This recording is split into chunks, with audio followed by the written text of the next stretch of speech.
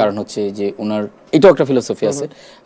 ইয়েকে Charlie Chaplin হলো যে উনি যে স্যাটায়ারটা করে এই স্যাটায়ারটা আমি ওই ফিলোসফিতে বিশ্বাস করি এবং আমি নিজে ওই ধুনটা যদিও ইসের মধ্যে চক্করের মধ্যে এটা নাই কিন্তু আমি আসলে ওই লাইনেই কাজ করতে চাই আমার মনে হয় যে ওইটাই আমার স্ট্রেংথ কোয়েন্টিন ট্যারান্টিনোকে পছন্দ করে হচ্ছে যে উনি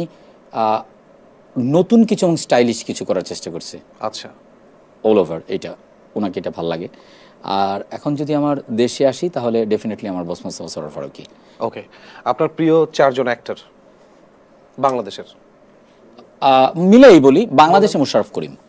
ওকে আর তিনজন বাংলাদেশে মোশাররফ করিম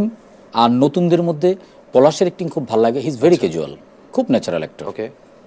আর নওয়াজুদ্দিন সিদ্দিকী ফাহাদ ফাসিল ওকে এবার একটা প্রশ্ন আজকে থেকে 5 বছর পর একটা আত্মজীবনী তৈরি হবে মোস্তফা সরোয়ার ফারুকীর ডিরেক্টর কে থাকবে আর কাস্টিং কাকে করবেন এইটা আমাদের যখন 25 বছর পূর্তি হয়েছিল তখন জিজ্ঞেস করছিল আর কি যে কারা কারা এটা হইতে পারে তখন সরোয়ার ফারুকী বলছিলেন যে রনি ফামি আদনান আর আশফাক তো আমি নিশ্চয়ই উনি যেহেতু বলছে ওনার আত্মজীবনী নিশ্চয়ই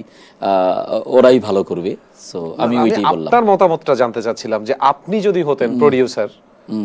আপনি কাস্টিং করবেন এবং আপনি ডিরেক্টর সিলেক্ট করবেন কে কে হবে মানে ফারুকী ভাইয়ের রোলটা কে করবে এবং তাকে ডিরেক্ট কে করবে ওনার চরিত্র করা খুব ডিফিকাল্ট মানে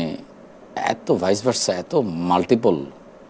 ওনার রোল অন্য কেউ প্লে করা খুব ডিফিকাল্ট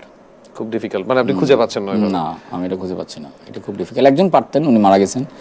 আমাদের প্রয়াত ইরফান খান আমার কাছে মনে হয় যে ওনার অ্যাক্টিং এর ওই ভ্যারাইটি আছে আরেকজনকে দিয়ে করানো যেতে পারে সেটা হলো আমির খান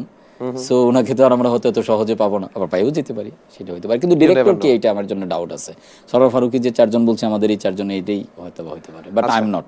ওকে কোনটা বেশি জরুরি জনপ্রিয়তা নাকি অ্যাওয়ার্ডস আমি না কোনো অ্যাওয়ার্ড এখনো পাই নাই আচ্ছা এটা নিয়ে আমার কোনো দুঃখও নাই ঠিক আছে তো ওইটার প্লেজারটা আসলে আমি জানি না বাট আমি এক ধরনের মানুষ আমাকে যেহেতু পছন্দ করে অপছন্দও করে কারণ পছন্দের সাথে তো অপছন্দ খুব রেলিভেন্ট তো জনপ্রিয়তাটা খারাপ না বাট এখন হয়তো প্রশ্ন আসতে পারে যারা অ্যাওয়ার্ড পাচ্ছে তারা তাহলে এইভাবে কীভাবে নেবে অ্যাওয়ার্ড তো it's a kind of achievement এক ধরনের আপনাকে ইন্সপিরেশন দেয় অ্যাওয়ার্ডও ভালো আমি পাইলে এটা আরো ভালো করে বলতে পারতাম তো আমাকে একটা অ্যাওয়ার্ড দিয়ে দেন আমি তাহলে আরো ভালো করে ব্যাখ্যা দিতে পারবো না জনপ্রিয়তাটাই অনেক বড় একটা অ্যাওয়ার্ড যেটা আপনার কাছে অলরেডি আছে না আমি বললামই তো অ্যাওয়ার্ড পাই নাই দেখে হয়তো এরকম ভাবে বলতেছি যদি অ্যাওয়ার্ড পাইতাম তাহলে হয়তো আমি একটু আমার আসলে প্রশ্নটা এই জন্যই ছিল যে অ্যাওয়ার্ড